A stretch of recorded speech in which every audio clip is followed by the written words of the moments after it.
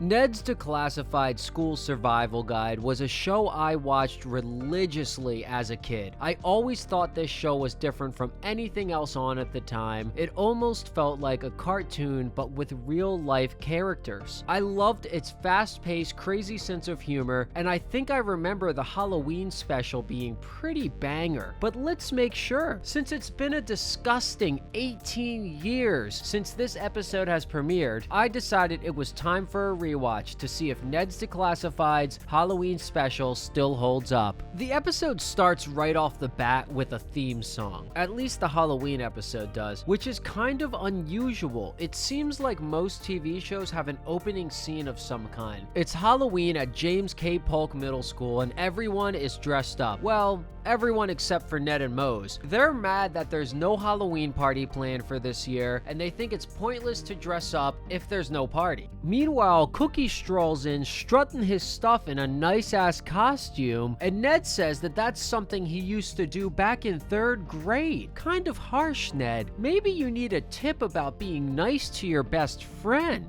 The elderly, senile former principal shows up and tells Ned, Mose, and Cookie that they're in charge of planning the Halloween party. Excuse me?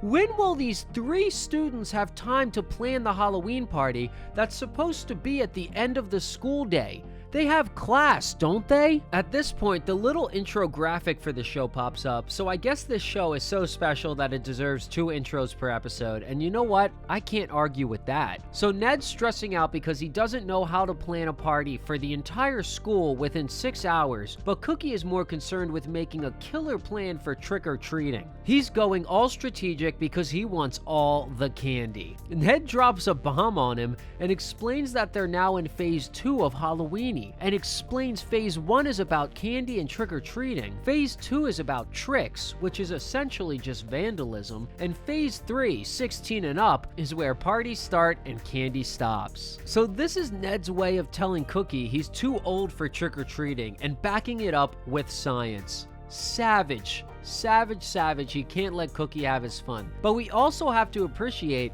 that with this rating system, Ned gives out some solid advice. He implies that once you're 16 or older, that you need to stop vandalizing things. No more tricks, it needs to stop, or you'll potentially be tried as an adult. That's solid advice. Impressive thinking from Ned. I also think it's interesting he says Halloween parties start at 16? What happens at those parties, Ned? Is he potentially condoning underage drinking? Cookie has a breakdown at the thought of never trick-or-treating again, a relatable middle school moment for some, and then the old senile principal tells them over the PA to plan the scary party, and the entire school is waiting on them. The kids decide to go to Gordy and Krubs for help, an unlikely duo, and Cookie cooks up a plan. The whole squad gets to work on the Halloween party, and a sick montage of them preparing for the party starts playing. And once the montage ends, all they completed was a sign for the party, and that's kind of fucking hilarious. Cut to the entire party actually being set up, and it looks very spooky. Good job, team. Ned and Mosley have costumes on now, which where did they even get them? Did they just keep those in their lockers all day in case the party happened? And Cookie is in another costume. He already had a different costume on. Is that not good enough? Why does he have 2 costumes on hand ready to go at middle school? We see the haunted hallway, which actually looks pretty dope, and learn that Krubs and Gordy spent the entire year's art budget on the haunted hallway.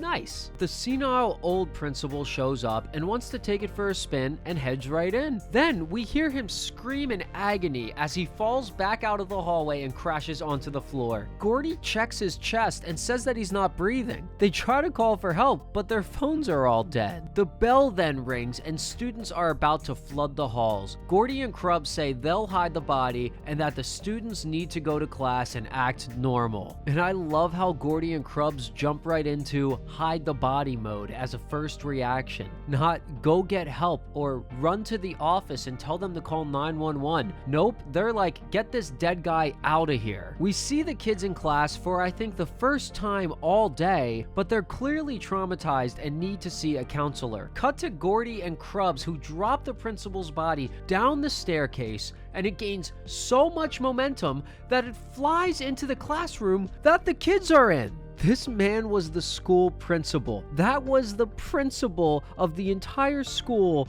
and they're throwing his body around the halls. The kids freak out, but then try to play it off. They sneak around trying to hide the body before anyone can see they're carrying a corpse through the halls. Their teacher sees the principal's corpse from around the corner and asks him if he's seen Ned Bigby. The kids use him as a meat puppet to say no. The science teacher doesn't recognize Ned's voice somehow, despite knowing him quite well as a student, and they carry on. But despite all the efforts of being sneaky, of course, all of the kids in the hallway end up seeing Ned, Mose, and Cookie with the dead body, and they flee in terror. The group then decides that they need to show the school that the principal is still alive so that no one is actually traumatized. They end up using ropes and sticks to puppeteer his dead body into his old office so that students believe he was walking and alive. This is so insane, I don't even know how to make jokes about it. It's just unhinged, and I love it. They're in the office deciding what to do next when suddenly they hear the dead principal's voice on the loudspeaker. He then pops out of his chair and says, "Boo, you guys were really hard to scare." The old man explains that he was able to fool them because he has a metal plate in his chest so they couldn't feel him breathing, but Gordy says, "You had no pulse," to which the old man replies, "He simply has no pulse." Oh my god, is he a zombie? If you think about it though, while he was faking being dead, they threw his body all around the hallways. How is he not bruised? How does he not have broken bones? How did he not flinch? He didn't even say ow. He didn't break character once. He committed to the bit, and it's absolutely brilliant. Krubs can't handle this insane reveal that the old man is still alive, and he has an aneurysm, and the rest of the crew just have a kicking Halloween party. Ned tells us not to miss out on Halloween fun and suggests that we should throw our own party if our school doesn't already have one organized. I'm not gonna do that, Ned. He also tells us to build our own haunted hallway. Just walk down the street where I live. That's a haunted hallway, and it's free. Finally, he says that no matter what phase of Halloweeny you are, it's never too late to go back to phase 1 and get some free candy, as we see the gang trick-or-treating with Cookie after all, and it's kind of a sweet ending for such a batshit crazy episode. I'll go more in depth after the full plot breakdown, but just real quick, I gotta say, I love how absolutely unhinged the plot is to this episode. An old man pretending to be dead in front of the entire student body to scare a select few people is so funny. Alright, on to the next part. We see the outside of the middle school, and the name has changed to James K. Polk Middle Ghoul. Ned is busy cramming for his BAT exams, but when he tries to turn into a bat, he turns into a goat instead. His teacher reminds him he needs to turn into a bat and fly through an obstacle course for the test, and if he doesn't get an A, he'll have to go to Summer Ghoul. Ned screams so loud at the thought of going to Summer Ghoul that he wakes the dead, and Mose comes out of the locker as a ghost. He needed to wake her. It was time for school. There are students actively in the hallways. Does he have to scream like that every single morning to make sure she gets to class? Ned rants to his friends about how much it sucks to be a vampire. Cookie hears that Lumerstein is looking for him, and he just doesn't know why. Lumerstein then approaches, and Cookie sprints away from him without even trying to talk to him first. At lunch, Mose says she's sad that she doesn't have any friends who are ghosts like her, while Ned is busy putting off cramming for his BATs. Cookie also runs by in the background being chased by Lumerstein, while his friends do nothing to help him. They do not care, which is funny as hell. Ned recommends that Mose try murdering a zombie as a solution, since they're already half dead, and that way they'll become a ghost. Mose thinks it's a dope idea and goes off to pick a murder victim. Ned tries again to transform into a bat and turns into a rabbit instead. Zombie Gordy pops up and complains that the weasel has turned into a vampire, and Ned says sorry and it was him who bit it. Gordy gets so mad that his arm falls off, and then Krub shows up and yells at Gordy to catch the weasel vampire because it's causing issues. He then shows off his pet bat Carl and says he's taking him to his office to leave him all alone. Convenient, eh? Mose looks in the library for a book on how to kill a zombie, and Cookie runs in looking scared. Mose asks him what's going on, and he explains that he's not full werewolf yet, so he can't beat Lumerstein in a fight. He tries to hide in plain sight using a lampshade, and it almost works until Mose sells him out and the chase continues. She has absolutely no problem letting one of her best friends get got. She's too busy looking up books on how to murder people. Mose is hardcore. and I kinda like it. Ned and Gordy sneak through the air vents and try to steal Krub's bat so he can take the BAT exam for Ned. Ned grabs a hold of the bat successfully, but Gordy's arms fall off and Ned falls to the floor. Carl the bat ends up getting loose, and the plan has failed. Meanwhile, Mose tries to convince Zombie Lisa to die, and she declines. Lisa suggests Susie as an alternative, which is savage, so Mose tries to kill Susie with an axe, but fails. Why did Mose ask for Lisa's permission to kill her, but with Susie, she's okay with just murdering her? No permission needed. That's kinda wild. Cut to Ned successfully transforming into a bat this time, then crashing into a wall. We get a montage of Ned as a bat trying to learn to fly, and mixed into the montage, Mose is trying to assassinate Susie in multiple ways, Gordy is trying to capture the weasel, and oh my god, the effects. Jesus. And Cookie is running and hiding in fear. A real action-packed montage, I gotta say, 10 out of 10. Krubs finds Ned and figures out he stole and then lost his pet bat Carl, so he begins using a voodoo doll to hurt Ned. Gordy brings Ned a voodoo doll of Krubs to make it a fair fight, and they both start obliterating each other with the voodoo doll attacks. Finally, they agree to put the dolls down and stop hurting each other. They both slam the dolls on the table as hard as possible, then scream in pain as their spines are probably broken. Next, we see that Ned still sucks at flying even after the montage, and Mose reveals that she booby-trapped Susie's locker to kill her when she opens it. But she realizes she rigged the wrong locker and accidentally killed Martin, the kid who never shuts up. He shows up yapping his ass off as a ghost, and Mose walks off with him as he yaps away. Cookie runs into Ned while still running away from Loomerstein, and Ned decides to pull out his entire ass, both cheeks, and probably some hole in the middle school hallway in order to help Cookie transform into a full werewolf. He offers the tip to us viewers that if your werewolf friend ever needs power and there isn't a full moon, your bare naked ass will work too. Cookie, now at full strength, prepares to attack Loomerstein, but realizes he just wanted to borrow his social studies notes the entire time. You can even hear Loomerstein saying notes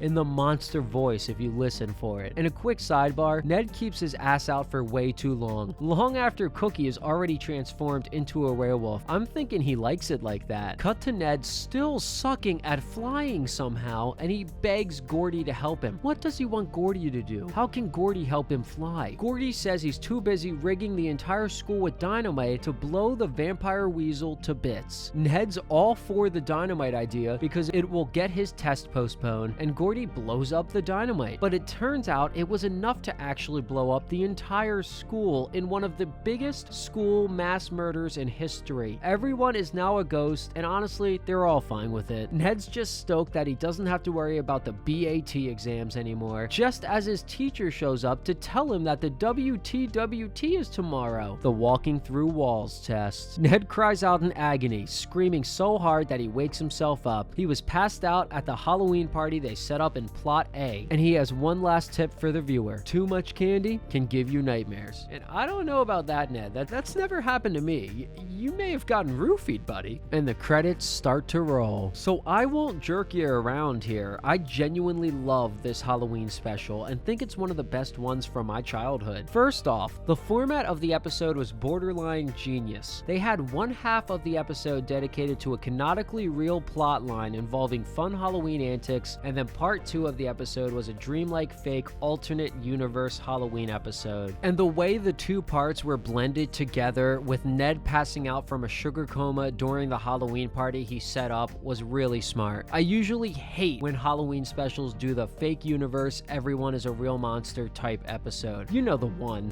where it's not reality even within the confines of the show and nothing that happens matters. But the way Ned's Declassified does both a real world special and a demon world special and blends it together into one is amazing. And I know I sound crazy calling a kid's show amazing, but the creators really popped off here. Something else I loved was how the plot of part A of the episode was just extremely unhinged. An old retired principal fakes his death in front of the entire student body just to scare a few particular people. What if one of the students attempted to perform CPR and broke their arms on his metal chest plate? What if some of the students never actually saw that he was still alive and have PTSD and need years of therapy to recover? It's an absolutely crazy plot for a Halloween special, and I love it. And as far as the Halloween levels in the special go, though, they're everything I look for in a Halloween special. There's kids in costume, a haunted hallway, and not to mention faculty and students working together to hide a presumably dead body in a public middle school. Sounds spooky enough to me. I thought Ned's analysis of the 3 levels of Halloweeny were pretty spot on, and I genuinely love that he says Halloween parties start at age 16 because there aren't many Halloween parties without alcohol, and 16 is well below the age of 21. So it's very close to Ned condoning underage drinking, and I just love that. And again, since there's still a real counterpart to the fake monster episode, it makes it so much easier for me to enjoy the monster part and really embrace how much fun they're having and that it's not taken seriously. The main plotline and arc that the episode sets up is that Ned can't learn how to fly and he needs to figure it out, and he keeps trying but nothing works. And then Gordy is like, actually, I'm gonna blow up the school, and then he does. Ned never has to grow in any way, shape, or form, and I love how silly it is. Just an all-around fun good time. The special was funny,